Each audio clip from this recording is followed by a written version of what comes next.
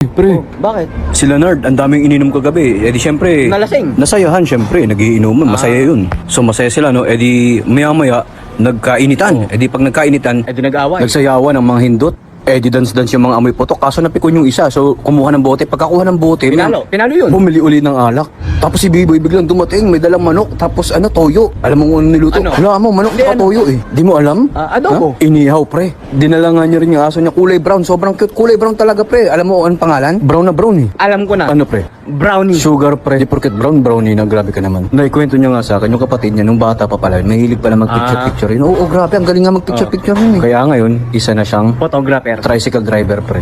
Inabot sila nung umaga, pre, kakainom, alam mo ba? Tapos nagising yung nanay ni Nard, nagalit, sumigaw, sabi, Hoy! Tumigil na kayo? Ilabas ang pulutan! Ang bait pala ng mama nun, grabe. Ay, ganun? Oo, di gaya ng mama mo, Killjoy kasi yun si Aling Sonia. Alam mo kaninang umaga, si mama bumili ng inumin. Kaninang umaga? Anong inumin? Ano? Kape. Oh, tapos? Alam mo kung anong kape? Ano? Nasa pack. Aray, gumato ko na. Pre, Bakit? si Leonard,